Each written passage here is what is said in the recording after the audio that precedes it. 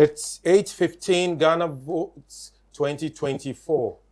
Good evening and welcome to our live rolling coverage of the 2024 presidential and parliamentary elections. The polls officially closed at 5 p.m. and now the crucial task of counting and collation is underway. Results are beginning to trickle in, but let's be clear, it's still early days yet. It's too early and we are a long way from knowing who will come out on top.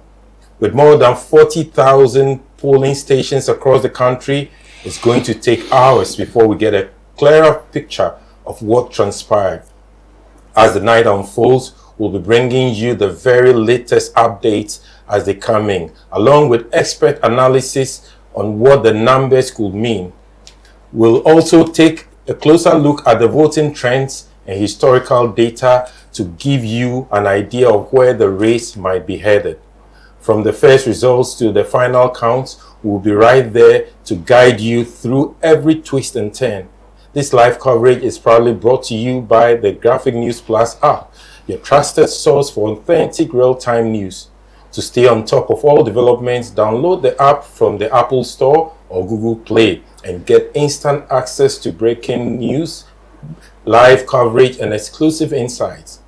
Stay with us as we bring you all the latest from the 2024 election. The night is young and the drama is just beginning. Keep it locked to Graphic Online, your trusted guide through this pivotal moment in our history. Follow us on our website, graphic.com.gh, and all our social platforms. Very soon, we'll be crossing over to speak with Fred Tete, the Electoral Commission's Deputy Director for Research, to give us what he makes of what's happened so far. But with me to do the discussions are, on my immediate right, Suleiman Mustafa, Special Correspondent. My co-host, Charles Benoni Okayan. And on my extreme left, Nana Kunerajman, staff writer and graphic parliamentary reporter. So very soon we'll be crossing over to speak with Fred Tete, but stay tuned as we delve into the just concluded presidential and parliamentary elections. Before we speak with Mr. Tete, what are you observing? What have you heard? And based on your own coverage, what do you make of the 2024 elections? Well, I mean, for me, so far so good. I mean, it has turned out very well. There were mixed highs and lows. On the positive side, I would say that many polling stations reported some smooth and peaceful voting process with election officials. I commend the election officials for the conduct of the elections. Okay. In some areas, you have isolated incidents of violence. Those areas, I think that the police or the security services are investigating, and very soon we'll get a clearer picture of what the turnout will be for those violence and whether there will be prosecution. High-profile figures, including President Nana Addo Dankwa Akufo-Addo and other high-profile personalities have already. We saw them already. We've also seen challenges emerge with respect to, in some areas, with low voter turnout. I think that for all elections conducted since 1992, in some of those elections, particularly from 2004, we've been seeing low turnout in most of the... Yes, good evening. Is that Mr. Fred Tete? Yes, please. Good evening. This is Maurice Kwanzaa. I'm anchoring Graphics Live, online live coverage of the general elections. And we want to pick your mind briefly on what has transpired now. From the EC's perspective, how would you describe the electoral process? We are still in the process of counting and collating results, but based on what you've observed, how would you describe the conduct of this year's elections? Yeah, thank you very much for having me. I think everything has gone on smoothly. So far, so good. In terms of organization, the EC has done what it could do, and I think Ghanaians are the best judge as to the organization and the conduct of the elections. Though I must say that there were kind of isolated situations where just a few polling stations could not start on time. All in all, I think it has ended well. Now we are looking at the collation process at the constituency level, and then possibly moving it to the regional collation centers in terms of presidential and then parliamentary collation process terminating at the constituency level. So, well, apart from the Nampala issue, that's kind of, and then some recalcitrant, let me say, officials where they mutilated the ballot papers before issuing them, for which the police has taken care of this recalcitrant officials. I must say that so far so good. Ghanaians should continue to keep the peace while we await the collation processes at the constituency level. Okay, thank you. I'm also here with my co-anchor, Charles Benonioka, who has a question or two for you, please. Yeah. Good evening, sir. Hello? Yes, this is Charles. Good evening. Yeah, good evening. Yeah, I want to find out. There were some constituencies that or polling stations that the EC, the materials did not get there early.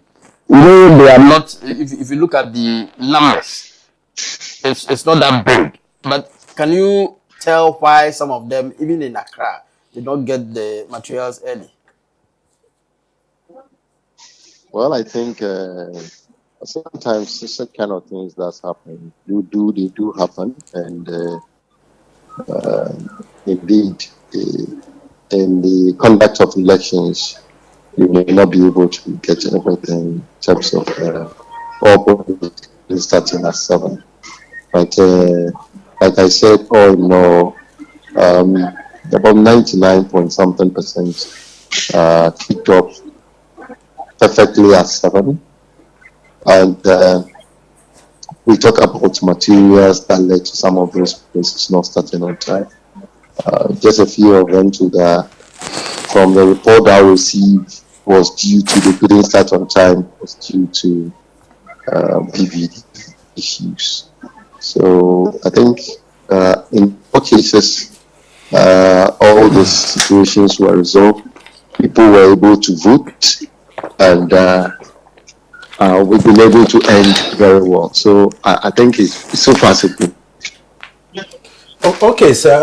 Earlier you mentioned those recalcitrant officials who issued mutilated ballot papers. What becomes of those ballot papers? Do they factor them in the final result? And if you could tie it with the general security situation, because there were isolated cases, but from what we monitored from here, the security officials managed to weather the storm. From the EC's perspective, what do you make of the general security? Well, I think we have to congratulate the security services for yeoman's job.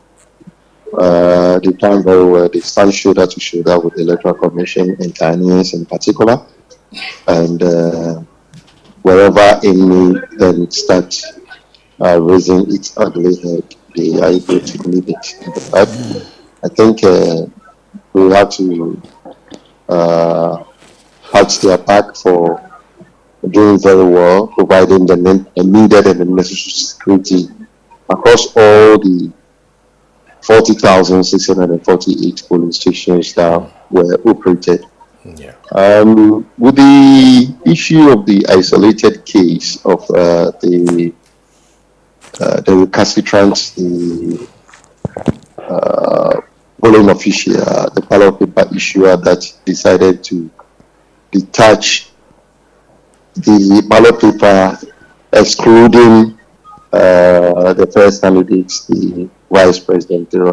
the candidate of the NPP, the commission will come out appropriately as to the way forward. And therefore, let us all await the decision of the commission on that particular polling station. Okay, my colleague Mustafa has a question, but before I turn to him, because of the expanded number of polling stations, we didn't observe very long queues as we previously observed. I've participated since 1992, and to where I voted, it didn't take me more than 6 minutes to get through the identification and voting procedure. Will you say that we had low turnout, as some people are speculating, or is it too early to be able to tell the voter turnout for this particular election? Okay, talking about the turnout, I think it's too early. It's too early to start giving figures. I like figures, but I think it's too early to start giving figures in terms of the turnout. In terms of the queue management, I think you were right for saying that you spend between 3 minutes or so. Yeah, about 6 minutes. About 6 minutes in going. That's a turnaround time. Yes. And having been processed.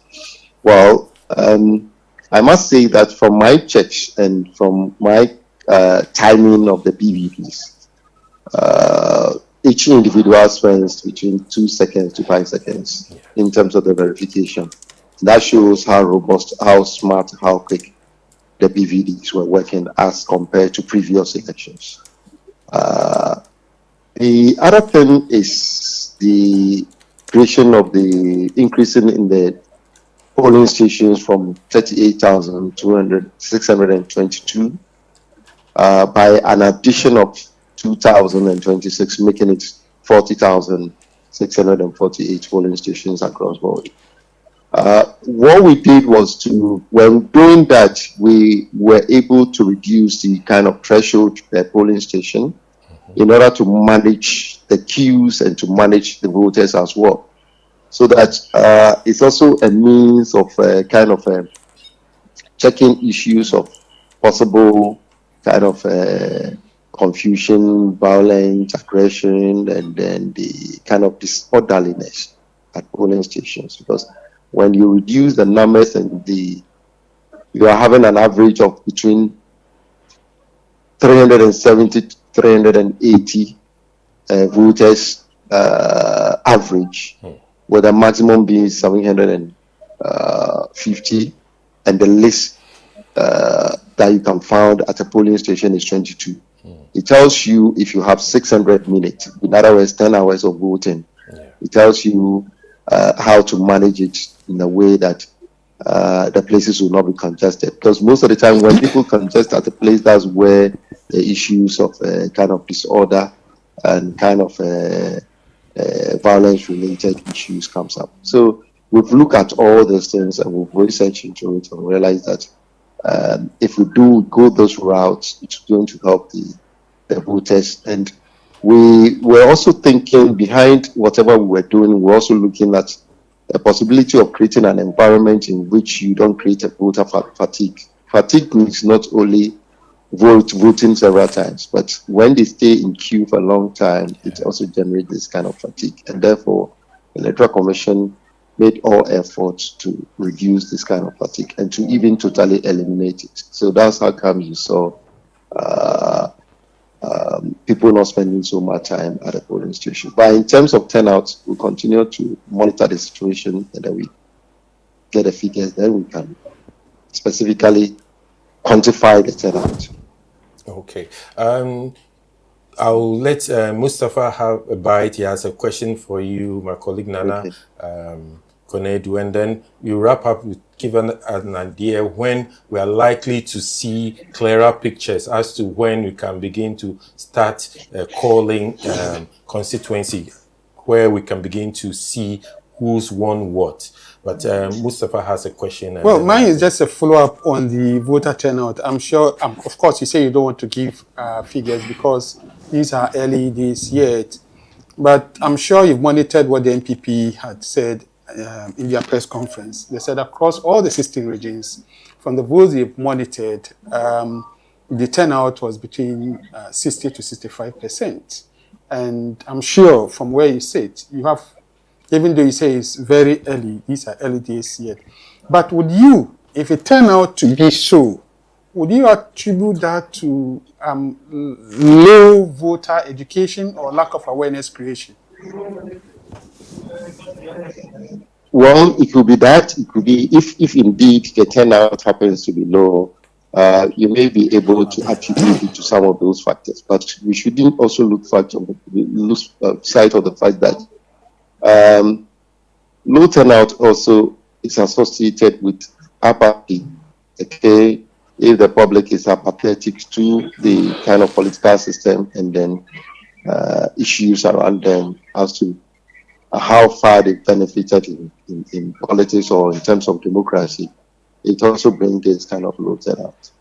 And I think, like I said, I can't put my finger on it and say that yes, indeed there is a low turnout, because if I could talk about even turnout. When I look at the figures that were recorded that came up at the special voting, okay, the figures are quite high, very impressive. The highest is 95%, and then the least was 85%. So that's why the commission is saying that it's too early to make this kind of statistical kind of statement that there is a low turnout. Let's wait the figures come out, and then we can point out and say that yes, indeed, there is a low turnout or high turnout. Okay, thank you. Okay. Now Kunidu has a question. Director, I'm Nana Kunedajman.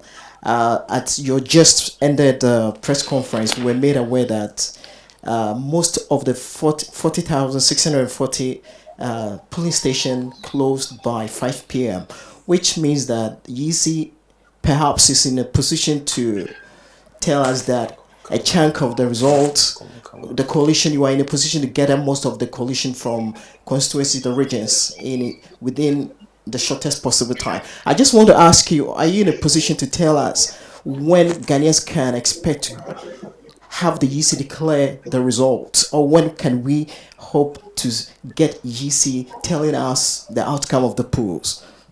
Okay. Yes. Before I forgot your question, I think you relating it to in terms of when Ghanaians, in terms of from the press statement or the press briefing, that almost all the 40,648 polling stations closed on time. Yes, but what's happening is that the closure of the polling stations in terms of ending their poll may not speak to the issue of turnout. Okay, because the law, we are supposed to close at 5. So even if 2 people turn out, we wait until 5 o'clock before we count. Now, in terms of when the commission, the chairperson of the Electoral Commission has complained on that the commission is giving itself a maximum of 72 hours, sorry, a maximum of 72 hours. So that's by Tuesday. Giving yourself a maximum of 72 hours mean that within the 72 hours, the commission will be able to come out and get the results. So if it's 32 hours, it's 40 hours, it's 54 hours, or 56 hours.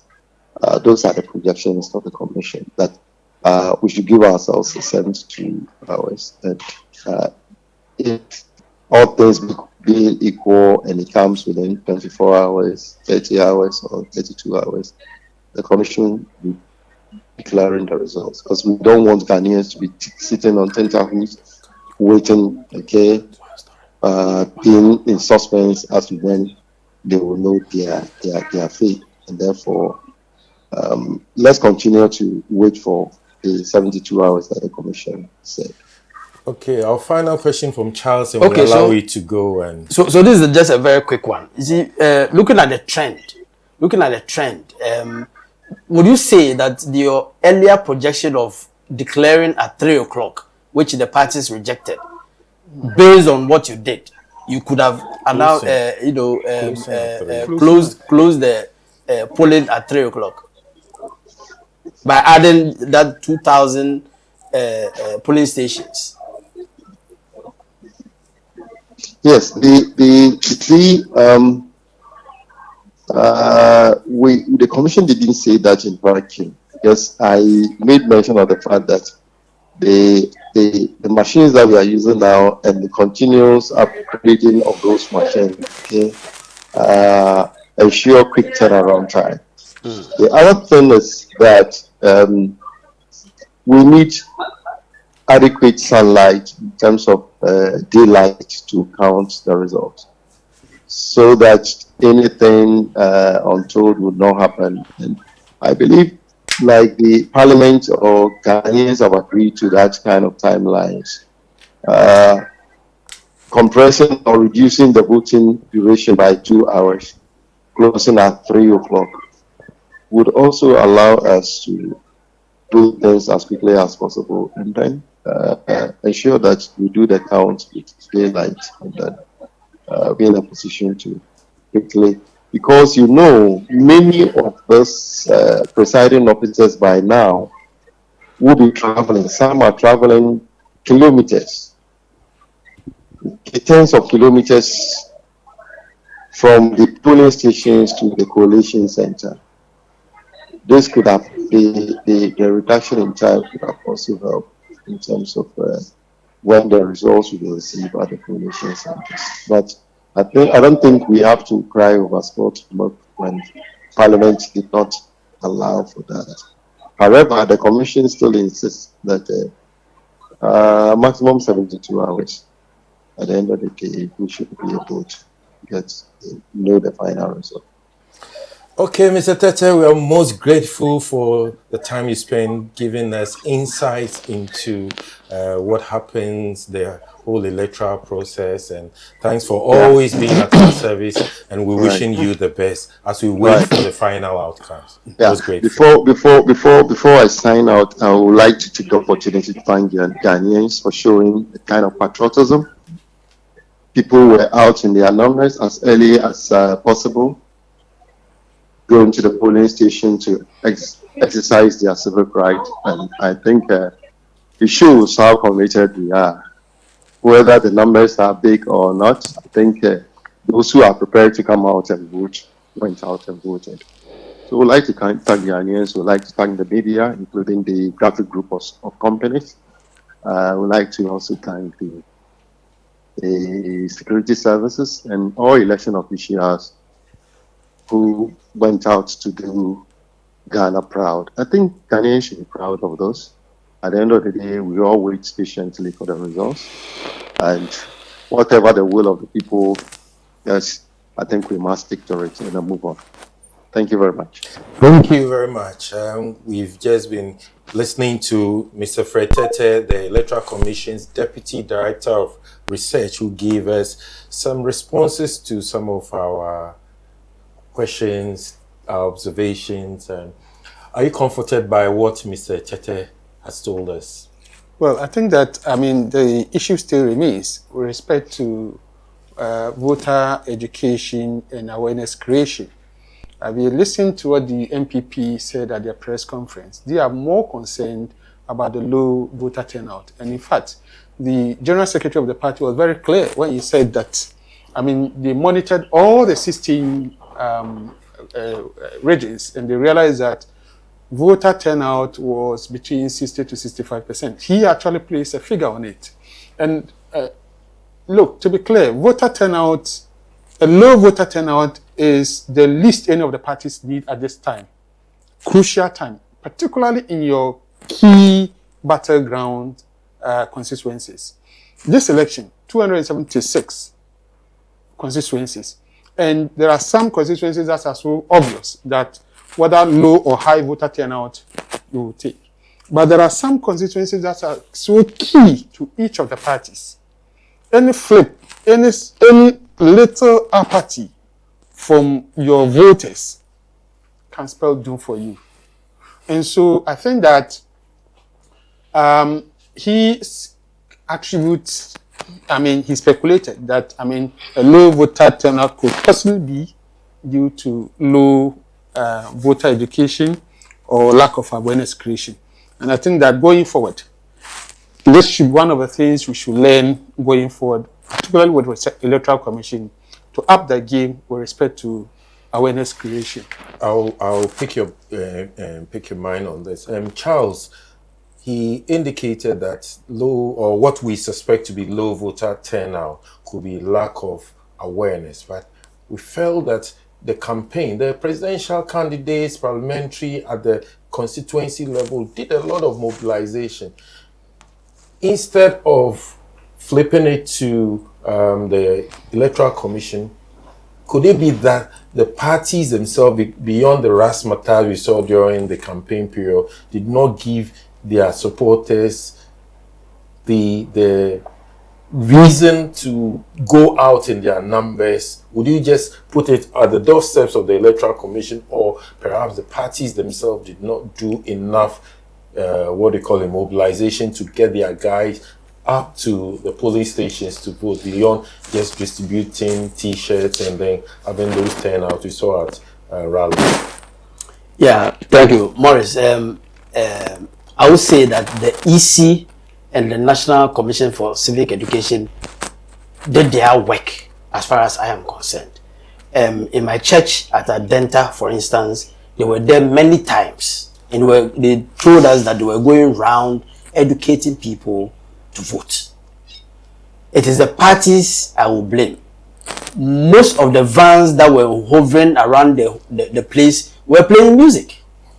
They were not sending any message to anybody. Just playing music. People they stand at one place, they find so many people there, they dance, and that's it. No message, nothing. They don't. But that is also to create awareness. Playing music is to attract you to know that there is something for people to upcoming. Dance. Not to dance, but to also create awareness. For example, if you see a political van playing one of the political songs for either NPP or NDC, is to draw your attention that there is an upcoming event that requires you to come and exercise your civic responsibility. No, I disagree. Let me ask you, how many minutes do those vans stop at a point to draw the attention of people or to create their awareness? Usually what in our communities, what we find out is that they drive past and they go. So the impact they are to have, they don't. But you just, so I agree with you Charles. just alluded to it, that you see a political van going. What immediately comes to mind? What comes to mind immediately the moment you see a political van passing? Is to draw your attention. Top of the mind. He's telling you that if you hear Onapo, Nama Onapo, then you should know that Mama is calling you to his side or to go and vote for him when it's time for election. Watch out. If you hear Baumia, he's telling you that there is an upcoming event that requires you to go and exercise your civic responsibility.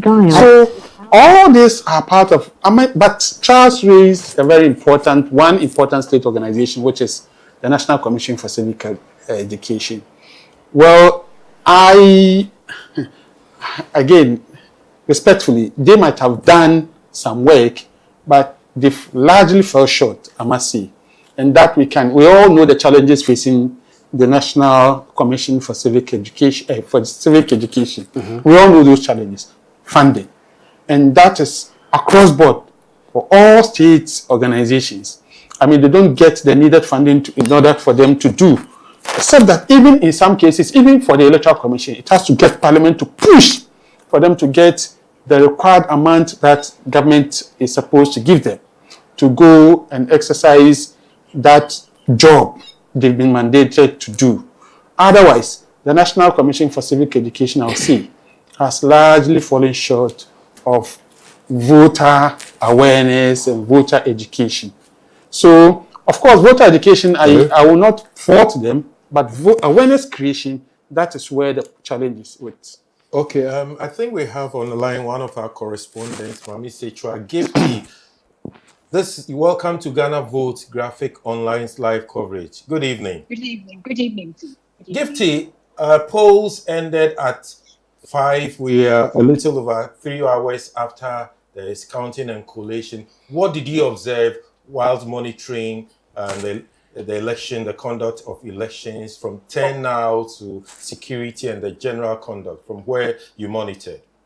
Okay, so I was at Okankwe South constituency where Dakwan Newman and Kion they are contesting, and voting started at 7:03 a.m. in the morning.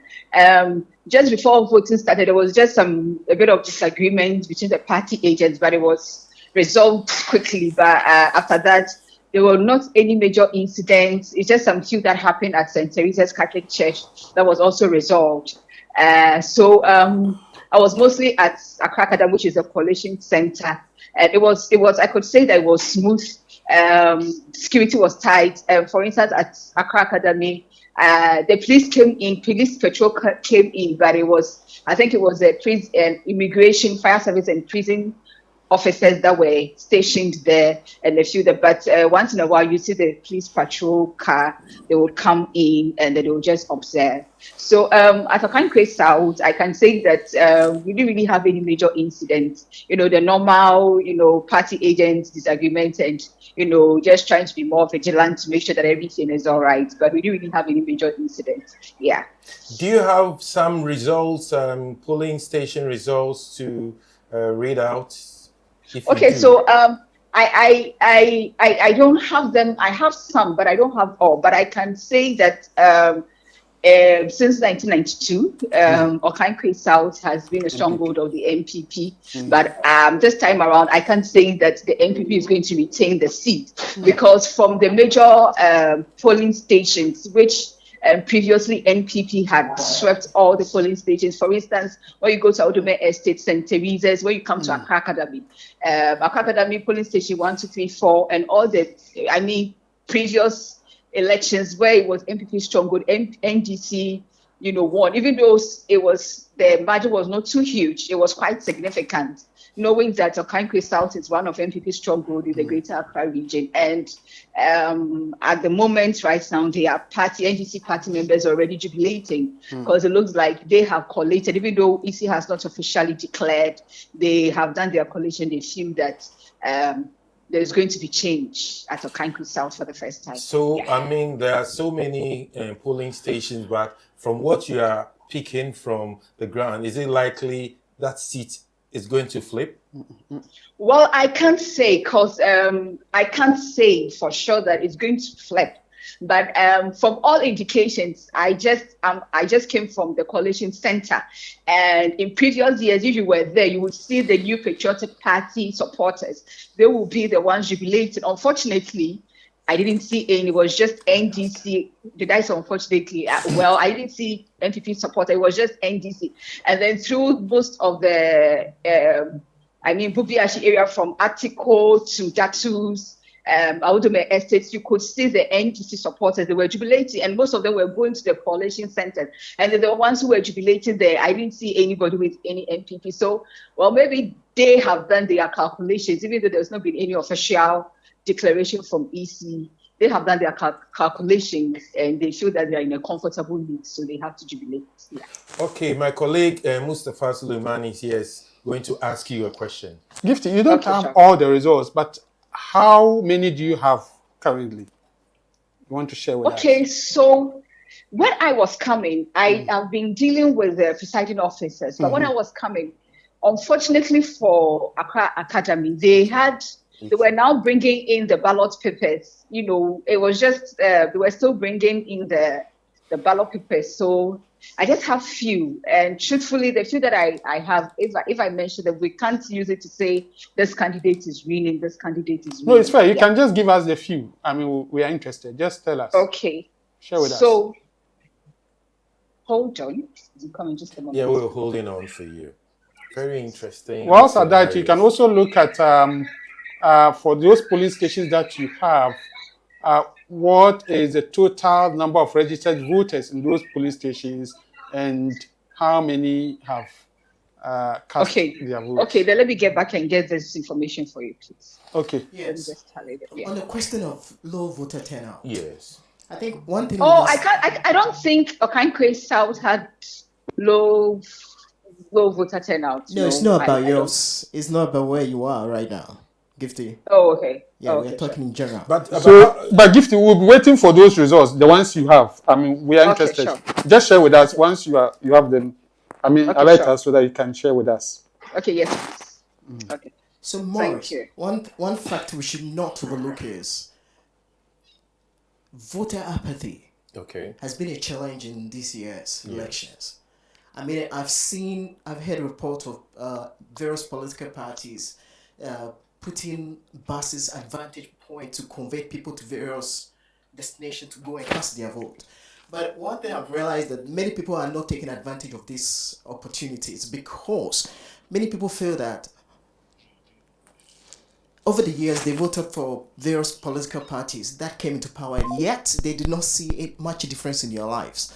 And for many people, they think that it will be a waste of time to just go and join a queue or just spend money and go and vote for a political party. So what I think is any government that wins, any party that wins this year's election must come up with tangible reason to give people hope. If you give people a lot of promises and yet you fail to deliver, at the end of the day, next time when you want me to come and vote for you, I would not. Yeah, good evening. Hello? Okay, we're going live to the Volta region, and our correspondent Alberto Mario Noretti is on the line. Alberto, this is Morris Kwanzaa, and welcome to Graphic Online's live coverage of the general election. How did the election pan out where you are in the Volta region? Yeah, it took place on a very serene, orderly note. You wouldn't see the long meandering queues this time because the process is swift. Okay. Verification, the ballot materials were ready. They were readily available before the election started at 7 a.m. Did they start in time? Yes, they started at 7 a.m. At some of the polling stations, some elderly people turned out as early as 5 a.m. Okay. Okay, but generally, did you witness skirmishes? What was the general security situation? And then if you have like I some said, polling station results, one or two, run it by us, after which yes, it Charles was Otan so will ask you a calm. There question. was no untoward incident in Ho. There was no untoward incident in the Daklu constituency.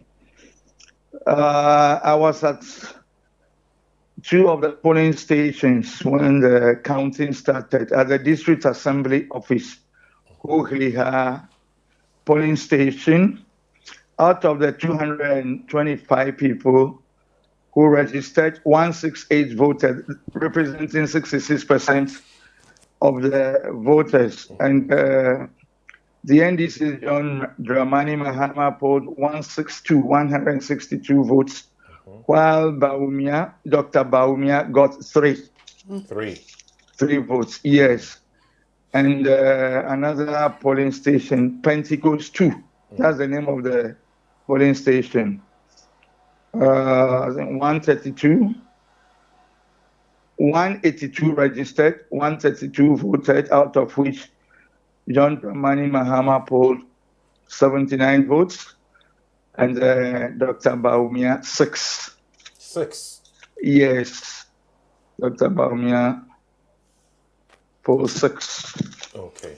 Okay. Charles wants to ask you a question, and then Suleiman Mustafa also will ask a question. Alberto. Okay. Yes. Yeah. So you realize that before the elections, there were concerns about high security within the region. People are being intimidated not to come out and vote. Yeah. You know, did you observe that? I can tell you there was no untoward incident. Okay. It took place in a very peaceful, very serene manner. No untoward incident. In whole Central, no untoward incident in Agdaklu.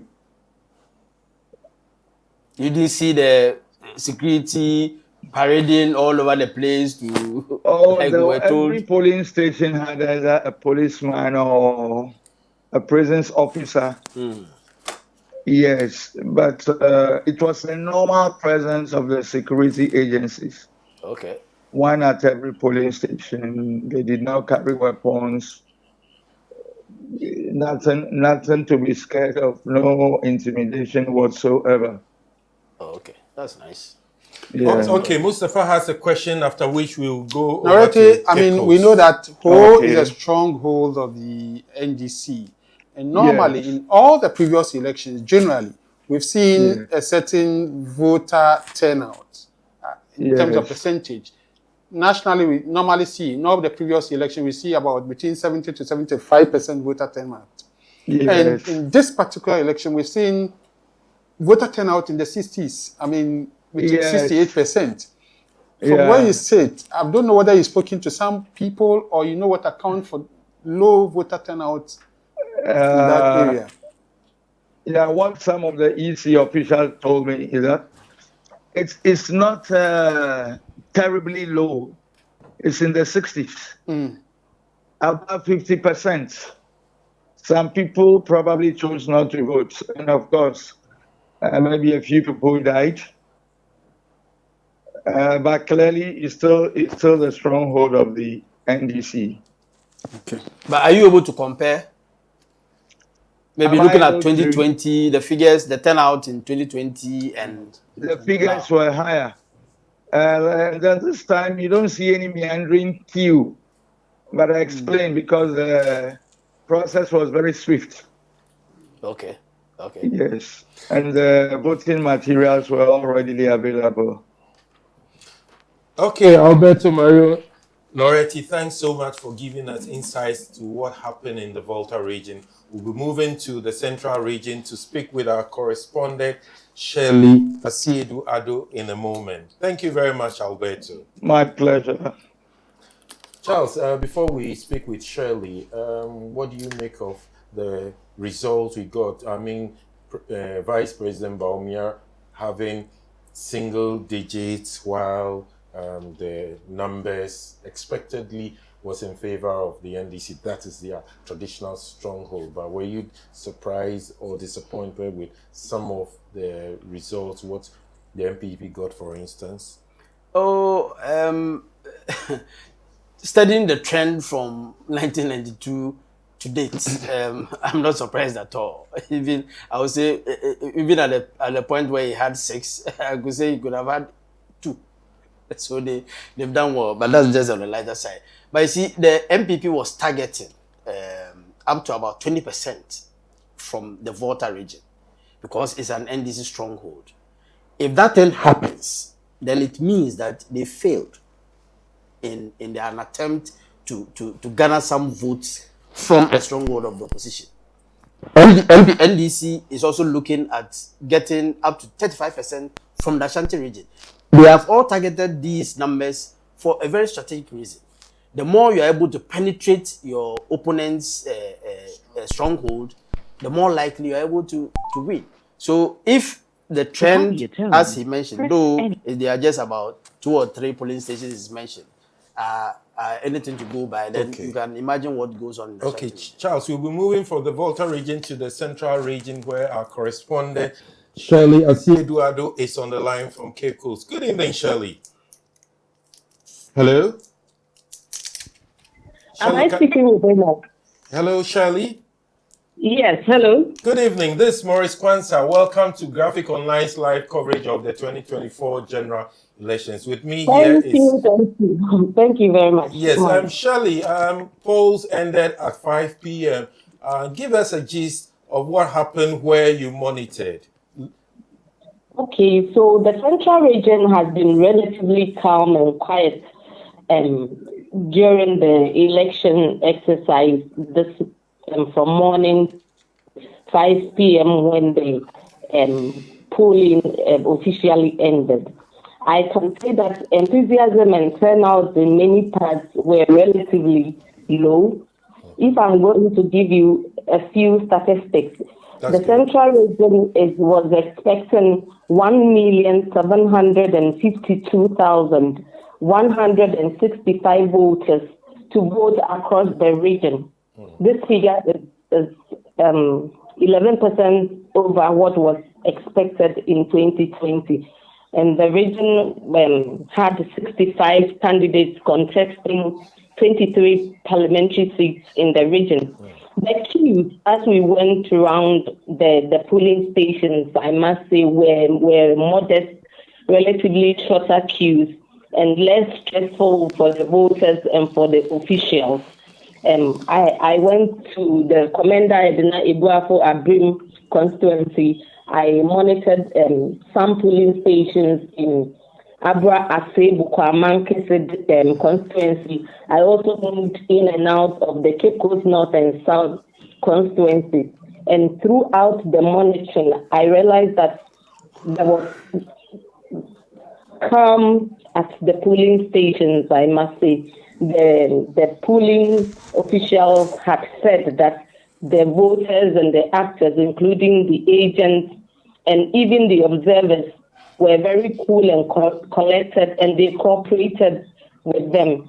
The various polling stations were relatively calm. Security was okay, and everything was calm. Generally, it was cool and calm.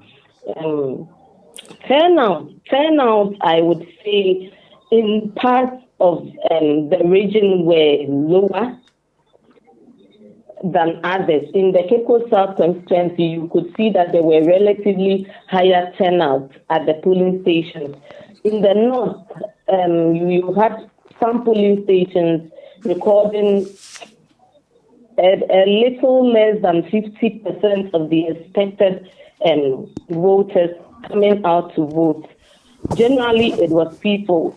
Around mid-morning, the vice presidential candidate of the National Democratic Congress, Professor Nana Jane Opoku-Agyemang, voted as her hometown commander in the Commander Edna Ibuafo Abrim conference. By late afternoon, we also went around and found out that turnout had not been so huge, so encouraging. But all in all, I would say that voting came to an end successfully without much incidents, without much confusion and violence, and all the polling officials we have spoken to were happy about the exercise. Okay, so generally, from what you're saying, that it went peacefully, orderly, even though from your analysis, turnout they weren't that enthusiastic.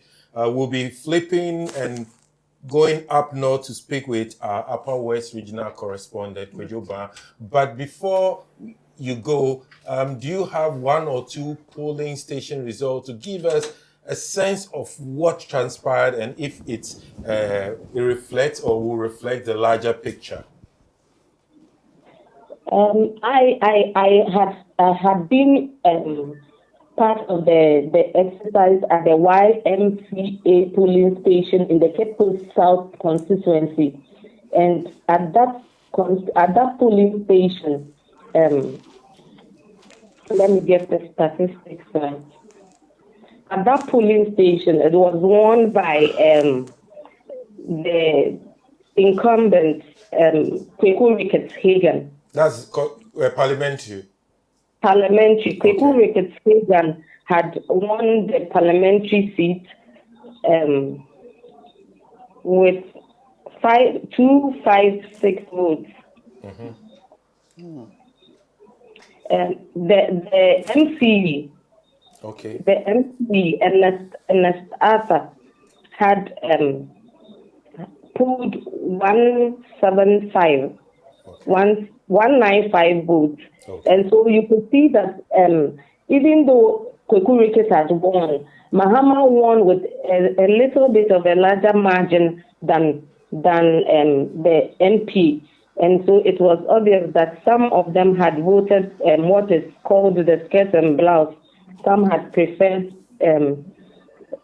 Ernestata over Kweku Ricketts and had voted for John Mahama in the presidential. In that constituency, there was an independent candidate who had come from the MPP, and so would also impact the MPP votes.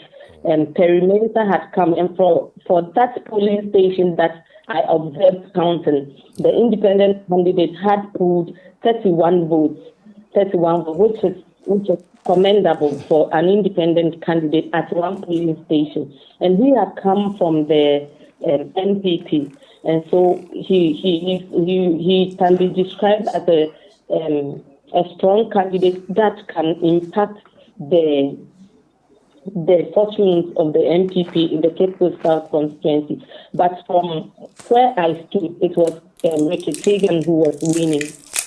Okay. Thank you very much, Shirley, for giving us insight. We'll be moving up to the Upper West region to speak with our correspondent, Kwejo Bafo Donko. But Sule, what do you make of what Shirley gave us, the insights into what happened? Well, apparently, there was low turnout. I think it's looking like a general picture.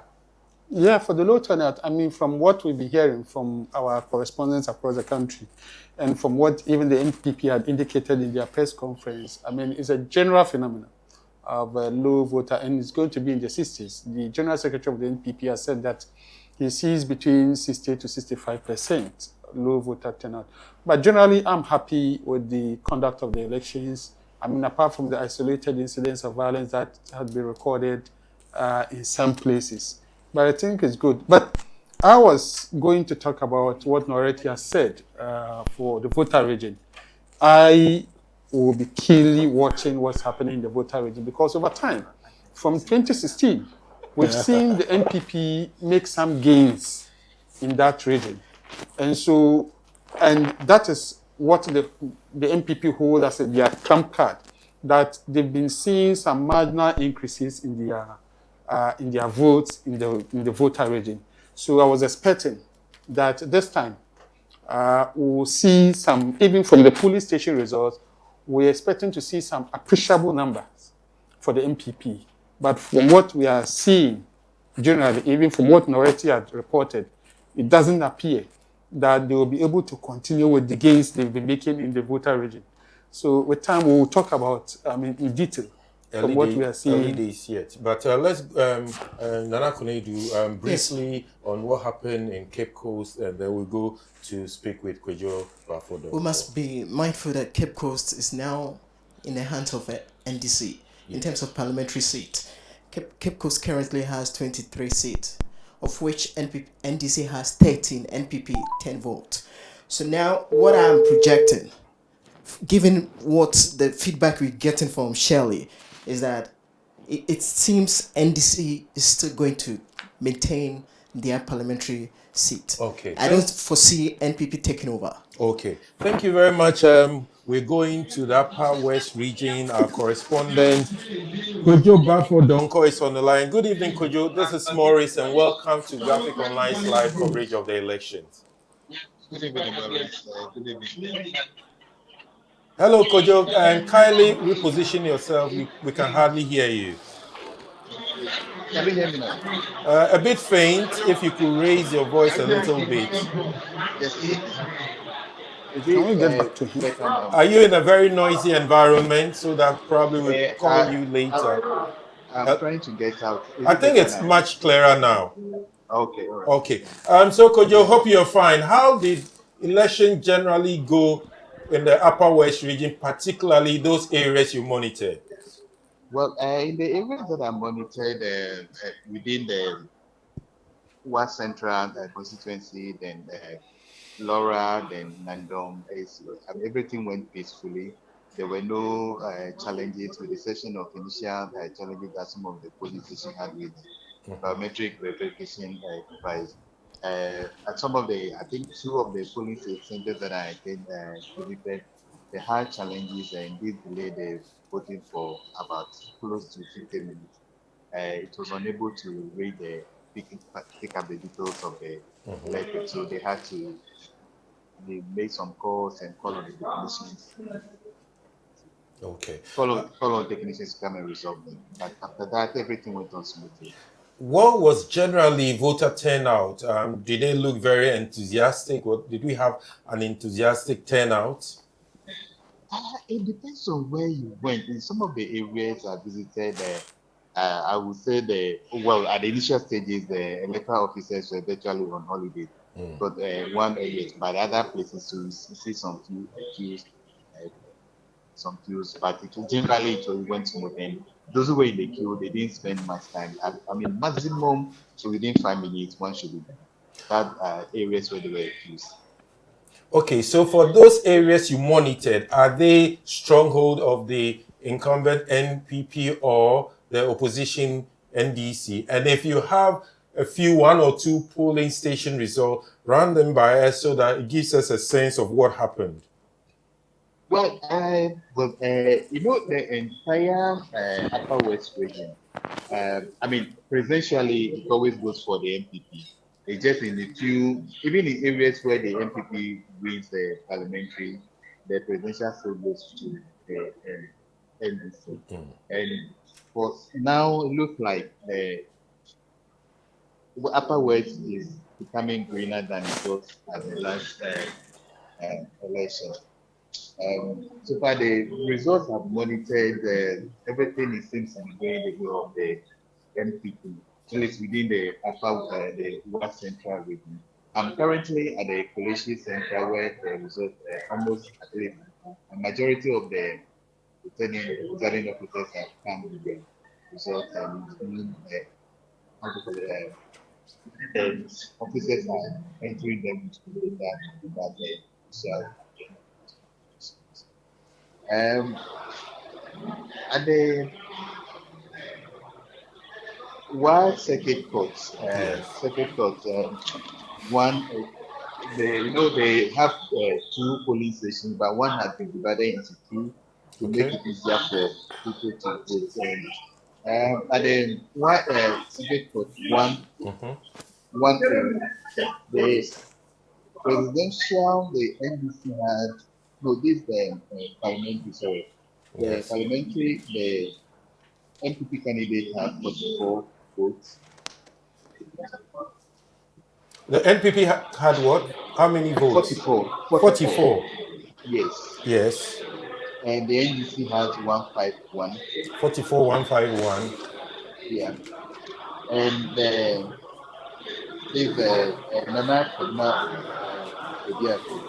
that's for parliamentary. Presidential, sorry. Okay. Nana Kwame had two.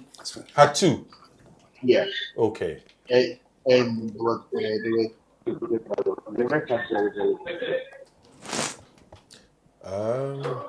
sorry, it looks like the quality of the line is deteriorating. But thank you. You've given us a fair idea what happened in the West Central constituency. Thank you very much, Kwejo Bafo-Donko. And we'll be moving to our correspondent, Timothy Nyangbe. But Mustafa, what do you say about what happened in the West Central constituency? Well, I mean, Upper West generally has been a safe bet for the NDC. Okay. Except that their numbers are very low compared to the other regions. But for this particular elections, we're going to see 276 constituencies, over 80 million voters, 40,648 polling stations, 12 candidates, 801 individuals contesting for the parliamentary seats, in all of it, 118 women contesting. We'll see this particular election, how it's also going to turn out for the gender, how it's going to also bridge the gender gap.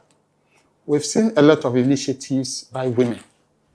To have 118 women contesting is a jump from what we've seen previously. And we've also seen, for the first time, not for the first time, sorry, we've also seen NDC maintaining their vice presidential candidate, where her constituency is also having an impact, particularly from the results we are seeing from Edna, KEAA, Commander Edna Iguafoebrim. Yes. It's likely, most likely, that the NDC will retain that seat. from the results we are seeing because of the influence of Jenana Opokwajima. Charles, let's have a bite from you before we go to our next correspondent. Yeah, I can tell from the analysis that he made that the issue about the low voter turnout is real. It's real. So I can agree with what the MBP said initially, that they're expecting between 60 and 65% voter turnout, which is not too encouraging. Okay, I think we have on the line our correspondent Timothy Nyengbe. Good evening, Timothy. Good evening. And Maurice Kwanta here. Welcome to Graphic Online's live coverage of the election. I have with me Charles Benoni Okai, Nana Kunedu Ajima, and Mustafa Suleiman Mustafa. Where are you calling us from? Where are you speaking to us from? Yes, I'm currently in at Pasa, the Coalition Center, the Nkwanta North District in the Ochi region. Okay. And how did the election pan out there? Yes, as expected, the election started on schedule. By 7 a.m., I started going through some of the polling centers, and the election started as expected. Then I went through some of the polling stations, and everything was generally very good, except that for some few places, there were some skirmishes here and there. For example, in one of the polling stations at a border community called Tinjasi, someone was actually beaten and hospitalized. And this person is a former assembly member who was alleged to be trying to influence votes. After casting his vote, he was trying to particularly speak to the women on who to vote for, and this didn't actually go on well with some of the people. So they beat him, and then he was hospitalized. I actually visited him in the hospital, and I spoke to him, got his police medical report that actually indicated that he sustained some injuries here and there. And then I spoke to, in fact, all the presiding officer, who also confirmed the distance to me. Then also around Damanko areas, there's an electoral area for Damanko at this area too. There were some skirmishes there too, where the two dominant parties, supporters of the two dominant parties clashed. But apart from those isolated cases, the elections here were generally peaceful. In all the polling stations I visited, I realized that there were at least 2 security officers in each of the polling stations, especially along the border with Togo. Tinjasi is actually a border community to Togo, and along that area, there was steady security there. There was a military team on standby, then the police were also there. Generally, too, I realized that across the polling stations, there were some issues of the biometric devices not picking the finger, not verifying the people biometrically. And the presiding officers actually attributed this to maybe that because they are farmers, their town got so hardened, such that the machines didn't easily pick them. And the challenge they had was that they had to wait for the machine to give them the go-ahead to either verify them through facial recognition or manually, but the machine wasn't giving them that. So I tried finding out whether such people will be disenfranchised. And what the presiding officers told me was that if after 5 o'clock, the machine doesn't give them the go-ahead to use facial recognition or manual verification, what it means is that they will not be able to cast their vote. So when I came to the district center, I spoke to the district electoral officer, and he was like, that is the challenge they have at hand. Because if they don't get a command from the machine to go ahead with the, either facial recognition or manual verification, and they go ahead and do that, it means that the votes will not tally with what they will have on the BBD, and that will take a lot of so I don't know how that has been resolved there, because I left some of those centers and came to the policing center. But back here in the policing center too, the results are trickling in here. In fact, Nkwanta North is a vast constituency, and the polling stations are from far places. And so the presiding officers are now bringing them in one after the other. So out of the 138 polling stations that are in this constituency, 18 have so far been verified. 18 have so far been verified. And so it is too early to get a certain trend, except to say that Normally the political parties would, will be ahead of the EC. They would have results from their men on the ground. But unless the EC certify that, we cannot put that out. And so, listening to the two dominant political parties, the NDC and the NPP, you can see that a particular side has started jubilating that what they've gathered so far, they are confident of victory. They started putting out some results, but because it's not been certified by the EC, I do not want to go with those ones until they're certified by the EC. But with the 18 that can you just run just two police station result bias just to give us what do you call it, a picture of what is happening? So for instance, if you look at the special voting that was done, including the security agency, the journalists, and other districts, out of the 379 votes, the MPP had 196, DFP had 0, GOM had 1, LPG had 0, CPP had 1, NDC had 176, APC had 0, and in fact all the others had 0, apart from Nana Kwame Bediako, who also had 5, and then with 2 rejected ballots. Okay. Yeah. Okay, thank you very much. We'll have to quickly go to Sunyani to speak with our correspondent, Haruna Yisi-Wupini. Before we speak with them, and Charles and I just wanted you to run over the... Yes, we'll be going to Koforidua rather, but please, what do you make of what happened in the OT region? I appreciate that voting went on so well, but Tim, one of the things many Ghanaians would want to know is the newly created constituency, the Guan constituency in OT region. You've been there prior to the election day. What sense do you get of the people? I'm sorry, it looks like we've lost him. So if you have a quick comment or two to make, sorry we lost him. I'm sure the network didn't do it. Oh, I think I would have loved to know which group of people were jubilating so far. Like you said, definitely the parties will know what is happening. Yes, but he gave us probably because it just gave one, so you probably see whether it's the green side that was jubilating or the red, white. Yeah, we should have asked him to tell us. Okay. Any comments? And then well, the OT region. Whilst we go through to the OT region, even before it was carved out of the voter region, has been a stronghold of the National Democratic Congress. In the 1996 election, the NDC secured an overwhelming 91.10% of the vote, with the New Patriotic Party only managing 8%. So this dominance continued in the 2000 elections, although the NDC support began to decline slightly to somewhere 76%, while the NPP increased its share to 17.20%. So over the years, the NPP has steadily gained ground, while the NDC has maintained a dominant position in the region.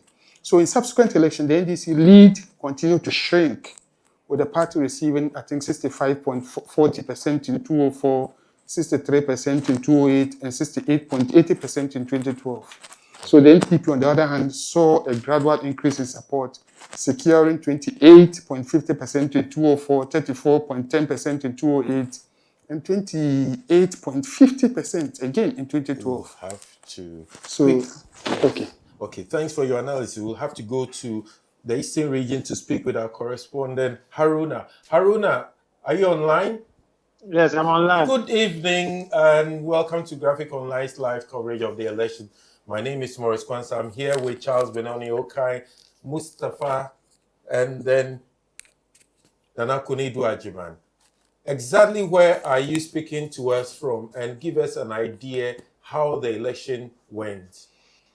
Exactly. I'm currently at New Gavin South Coalition Center, where all the polling stations, the 97 polling station results will be brought for Electoral Commission to certify. So media practitioners are all over there waiting for the electoral commission so that we will have the satisfied results. Generally, all the polling stations that I have visited, in fact, we had smooth process. There was no incident except to see one. Personally, I went to Jumapo Zonal Council polling station where there were misunderstanding as to where a ballot booth is supposed to be sited. So both the party agents there actually did not like where the positioning of the ballot distance, and then the electoral commission said the officials said that that is the exact place they wanted the booth, but the party agent said no.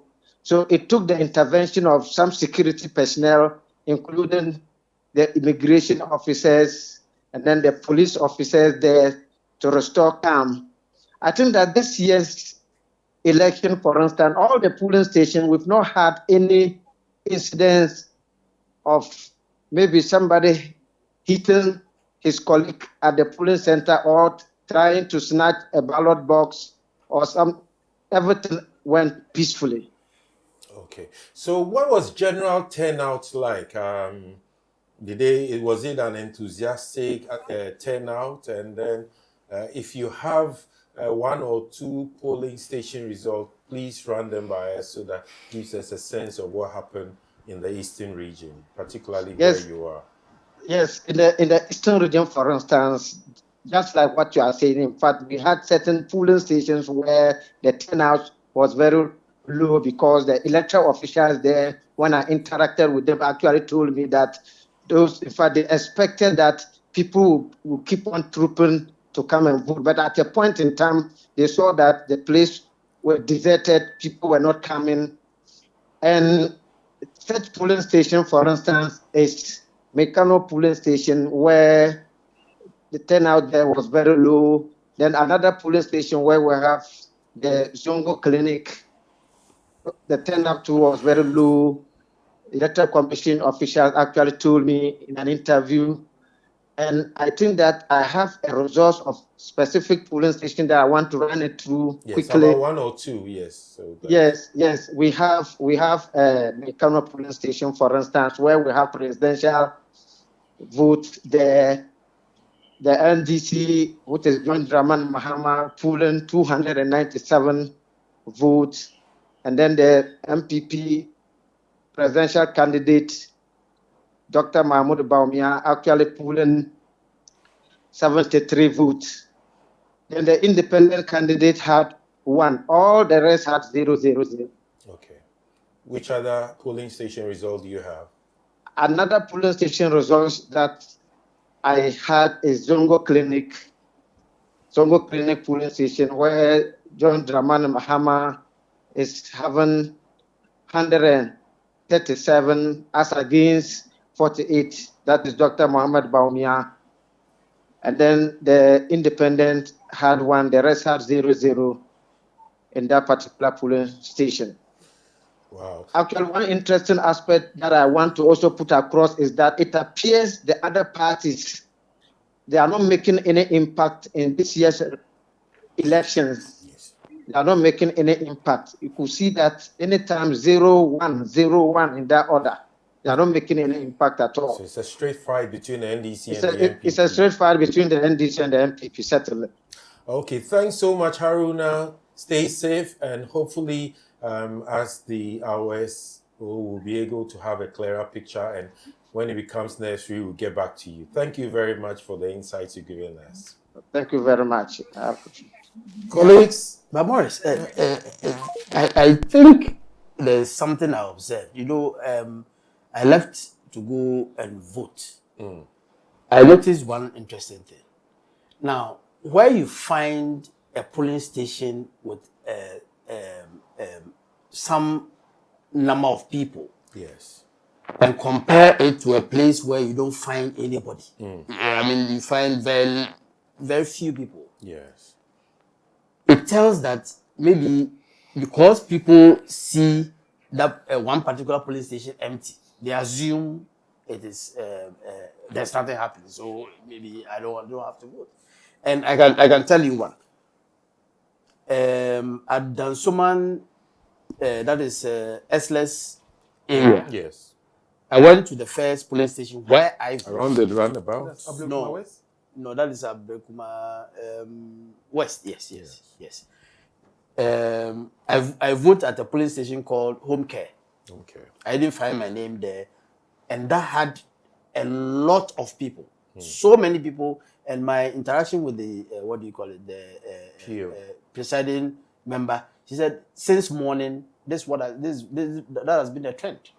So when I didn't find my name, I went to another police station, and there was virtually nobody, and I asked them, and they said, oh, this has been a trend since morning. When I was coming out, I heard somebody say, oh, I don't know, so even just between two police stations, and in the past, we didn't used to have that second police station that I was talking about.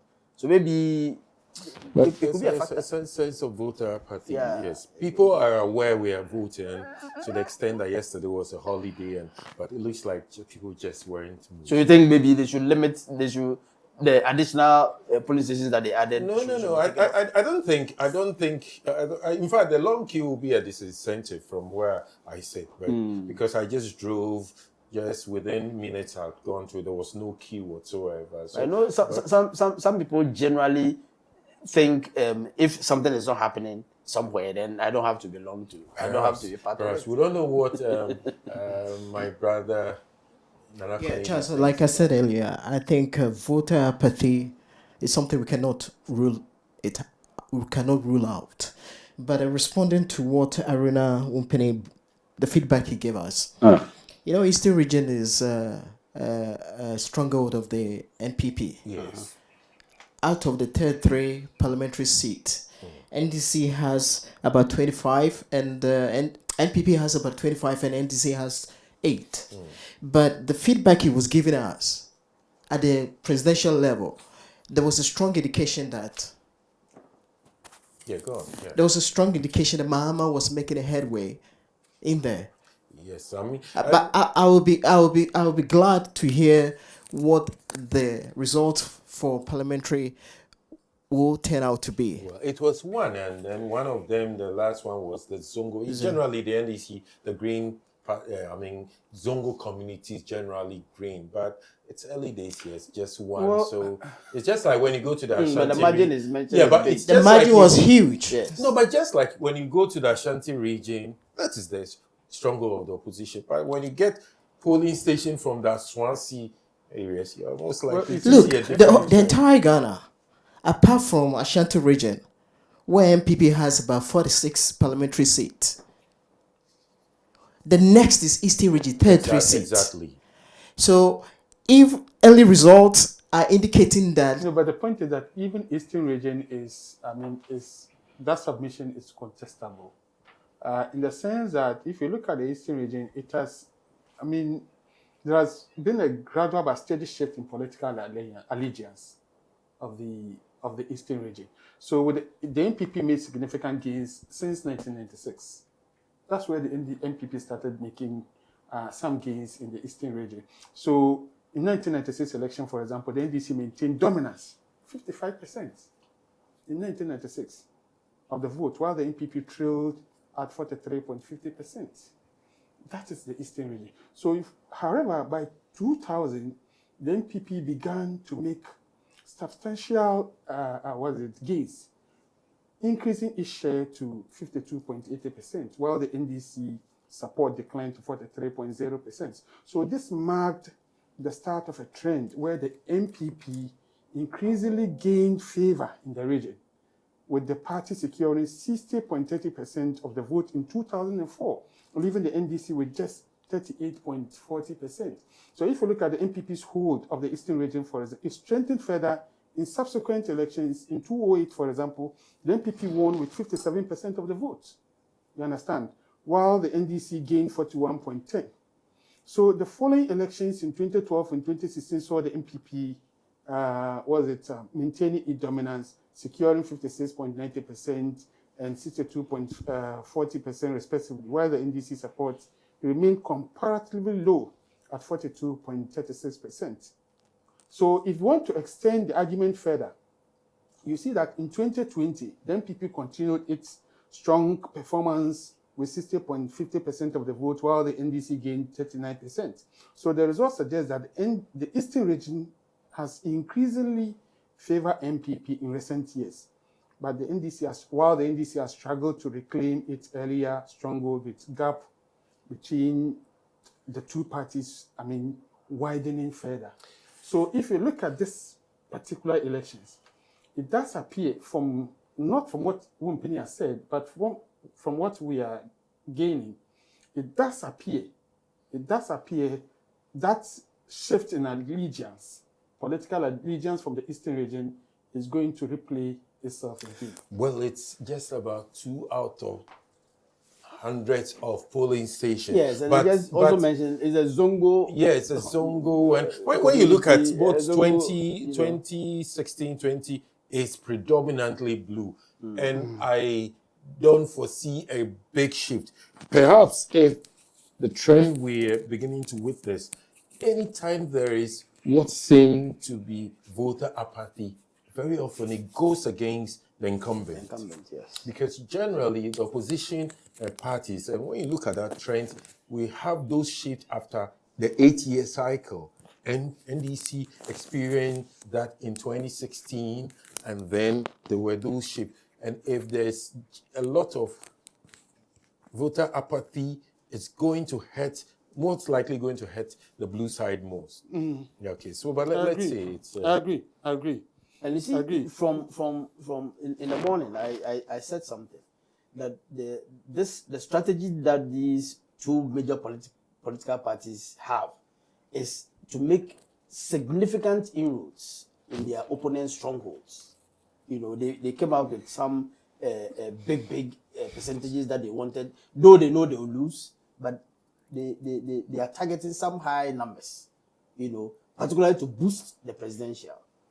So, yes, from what Mpuni mentioned, is early days yet, but the trend from the Zongo side, I wouldn't want to hazard a guess. You have been in the Eastern region. I have lived in Koforidua. You've lived in Koforidua, and tell us, you are from the horse's own mouth or from somebody on the ground? We speak about the Zongo community as though the people, the inhabitants there are mainly Muslim, but that's inaccurate. If you go to Koforidua, Zongo is one of the best resettler communities in the whole entire Ghana.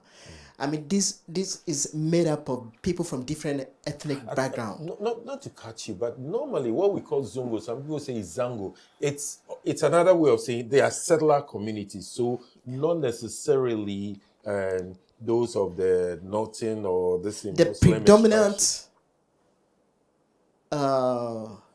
description. Predominant people living in Koforidua Zongo are mainly Muslims, but unlike most Zongos across the country, this community is so well developed that it's almost like a Tema, any community in Tema, comparable. But when you go there, you see many people from different backgrounds. So I do not subscribe to the idea that because it's Zongo, that's why Mama is making some inroads. We are yet to see the entire outcome of the polls in the entire Eastern region, especially New Japan South and New Japan North. And I want to see whether NPP will be able to flip some of the NDC strongholds like Afran Place and Afran Place South and Afran Place North. It's Sujaman, Yilo Krobo, Apemenya Krobo, Kwetia, and Ayenswano. Ayenswano once was a constituency belonging to the MPP, but it flipped and NDC took it over. No, but Ayenswano, if in 2016 NPP won it. NPP won. Yes. Ayenswano. Yes. So you see, I want to come in with respect to the submission of the Zongo areas.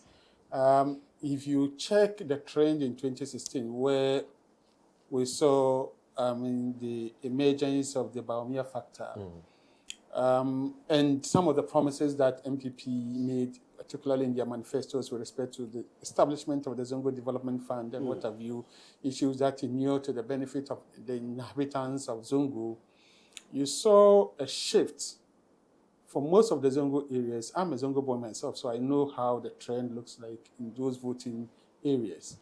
So we saw a shift of, the larger support for NDC to blue. And that is what a lot of people attribute to the Baumia factor.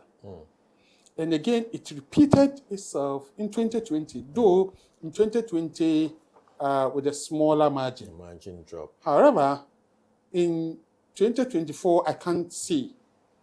But from the polling station results that we are getting, it doesn't appear that that trend will continue. Because, and this you can attribute to a lot of factors, economic. This election is about economics. Economics is the main determinant for whoever will win this election.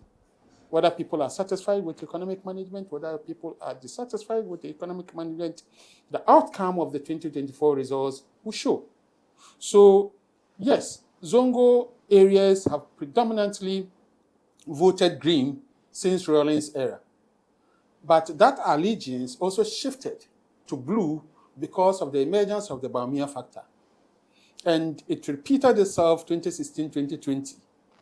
But it doesn't seem to, it doesn't seem to hold in 2024. And that, for the interviews and conversations I've had with people, largely will stem from the economic performance. So we live to see how the trends would be, not for the Zongo areas, but the entire regions, particularly where there is a strong allegiance for the MPP. We see whether people are satisfied or dissatisfied. The results will show. But Sule, what do you think has been the impact of the Zongo Development Fund? That's another question. And that's why I'm saying that, if you listen to what I said, that I can't guarantee whether that will remain, that will show itself or manifest in the 2024 elections. And even in the 2016 election, that is where we saw a wider support base. But in 2020, it dipped. It shows that gradually people are drifting away. And with the Zongo Development Fund, it didn't see itself manifest in the 2020 manifesto of the MPP. I think the Zongo and Inner City Development Ministry was scrapped. And so, therefore, you could see that opportunities, that platform for channeling development to those areas was lost. Apart from, of course, we've seen some astroturfs in some Zongo communities and some being constructed, but that is it. There may be some other initiatives, but those policies were clearly not manifested in the 2020 programs of the MPP, which led to the scrapping of the Zongo and Inner City Development Ministry. What I can say is also that... So quickly we'll go to the Greater Accra region, because usually when it's always an indicator of how the election generally is going to be. Who's going to win. Yeah, they are, like the Greater Accra region is key makers, and we are beginning to have some interesting results. So just give it. Let's have a bite of what. So I think we can proceed. We can proceed. The Greater Accra region, we all voted in there. Apart from you who voted in the Aswansi, but we generally voted in the Greater Accra region. What are some of the results you've had, and how is it going to look like? I think for now, I wouldn't want to delve too much into what I'm seeing, but it looks a bit. It doesn't look too good for the incumbent. Okay. I don't know, but I think I would want to wait for the EC to confirm a bit more of these things. But what I'm seeing from the GJA Collation Center, National Collation Center, I'm seeing,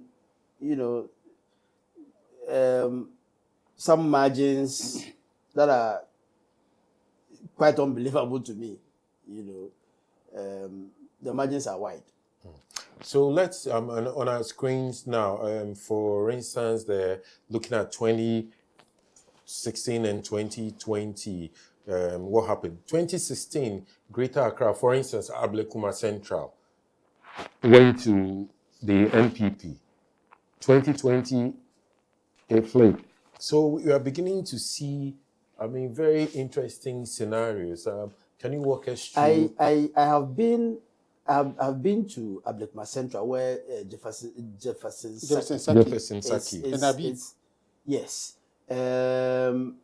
I would not be surprised if Saki wins. You think so? I will not be surprised because on the ground people are not too enthusiastic about what the Hamid has done. Jefferson being an area boy, it seems to have some visibility. I've been there. I've been there a number of times. Yeah. I see more, visibility in terms of billboards, in terms of community, those small, sales. Yes, you see more of that about him than Hamid. But you don't know what is in people's minds anyway. Yes, but are you sure he's really on the ground? You can have visibility in terms of publicity, billboards, and all that. But sometimes there's also a disconnect. Yes, there can be a disconnect. So that's why I said I would not be surprised if he's able to beat the incumbent. Yes, I will not be surprised at all. Maybe with a small margin, I don't know, but Ablekuma South is green, for instance. The Greater Accra, Masama, Shaiman, Ayasu Central is blue because that's where the former regional minister, now Minister of Interior. So I'm sure it's going to play out very interesting. Well, to be clear, Greater Accra has been a swing region. It doesn't tilt towards any particular party. And if you look at the trend analysis, any party, apart from, and we've said it repeatedly, any party that wins Greater Accra wins the national elections. And the data is there. Apart from 2020, any party that wins Greater Accra wins the national elections. And you see, between these two political parties... At what level? Presidential, parliamentary? At the presidential level. Okay. And between these two political parties, NDC, MPP, NDC has some 9 constituencies that are green. Untouchable. Untouchable. Whatever they put there will win. Sege, Kroho, and some other constituencies. Shao Sidoku, Tema Central. Ningo Pram. Exactly. Those constituencies are there for NDC. Tonkatamanso. MPP has about 10 constituencies that will vote blue, come what may. Whether rain shine, they will vote blue. Esla's constituency is 1. Domi Kwabenya, blue. Tama West, is it Tama West or Tama Central? Blue. Those constituencies are there. So between these two political parties, it's left with only 42% of Accra that these two political parties will fight for. 58% of those constituencies of Greater Accra is taken by the two parties. 42% is what the battle is. That is where it remains swing. That is the battle belongs to the Lord. No, but you see, so Sule, we can go through those data. You see, normally when you have more people coming out of other regions into Greater Accra, it changes those dynamics. For instance, we have the voter population grew by 6.7%. It's moved from 3.5 million to 3.7 million. Yes. That little addition can make a difference based on where those people That is what makes Greater Accra a cosmopolitan region. And that is what, it's just like Central region. You don't see the kind of mass ethnic-based voting in Greater Accra compared to Ashanti region where you see ethnic-based voting happening, or Volta region where you see a mass ethnic-based voting happening there. Greater Accra is different because of its cosmopolitan nature. So, and that is where you see that you have a more swing constituencies where these two political parties will have to fight for. And if you look at the trend, I mean, in 1996, for example, the NDC won the region 52% of the vote, while the New Patriotic Party, NPP, won 43.30%. So the region's political dynamics shifted significantly in 2000, when the NPP surged ahead, capturing 53.10% of the vote compared to NDC's 42%. That's in 2000. That's where Kufuor won the national elections, making a moment, a pivotal moment for the region's history. So the trend continued with the NPP maintaining the lead in 2004, receiving 51.70%, while the NDC garnered 46.60%. However, the region became more competitive again in 2008 and 2012. The NDC slightly regaining control, securing 52.10% in 2008 and 52.30% in 2012, and that is where they won. So you look at the trend. Anytime a party wins Greater Accra, they win the national elections. The only exception was 2020, which marked a clear departure. So I'm saying, I'm sticking my neck out again. The trend will continue. Whoever wins Greater Accra will win the national elections. And I have no doubt about that. I mean, that is undisputable because the strongholds are very well cut out. The strongholds are very well cut out. And we have just 3 regions going to determine who wins. You know, Greater Accra, Central, and Western. The coast normally makes the difference. No, Western has been blue. Has been blue, but now with the Western North coming into the picture, you know, Western North was carved out of Western. So you can sense that Western will go blue, but Western North will go green. Yeah. And so that is where the dynamics will play. Yet to look at... But do you see Galamsey, the Galamsey issue playing a role here? Exactly. That will be determined when we start getting the constituency results. Okay. So, for example, in the last general elections, which is the 2020 elections, we saw that within the coastal areas in Greater Accra, MPP lost. Yes. MPP lost about 9 seats in Greater Accra, which was so telling on the party. So, I mean, then we can look at what policies of the part of the ruling government negatively impacted on them or affected them that got them so upset to vote against the party. Otherwise, all the coastal areas, including Tema East, Tema East, for a very long time, has never voted green. And this is the first time in 2020 elections where we saw Tema East voting green. And so, therefore, the dynamics will play here. And so, as the constituency results start trickling in, we'll see how it pans out within the coastal areas. Then we can make a clear analysis as to what the... You mentioned Tema East. What about Tema West? Tema West is still MPP. Okay, let me just one result we have on. So viewers can be checking our formerly Twitter feed graphic online. I'm just giving you one. Jatabu electoral area, Mount Zion polling center, NPP 91, NDC 150. And then this there way, are others. Greater Accra? Greater Accra, Jatabu, Tema West. So Tema West. I just wanted to situate in fact, we must remember that it's just one for of parliamentary seat. Greater Accra has 34 seats. Yes. The second highest.